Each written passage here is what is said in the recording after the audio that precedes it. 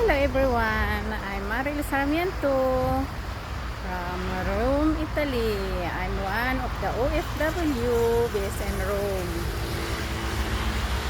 Magandang araw sa inyong lahat. Alam mo, minsan napapaisip tayo kung tama ba yung ginagawa natin, lalo na kapag walang resulta agad. Pero gusto ko lang ipaalala sa iyo today, huwag kang susuko, laban lang.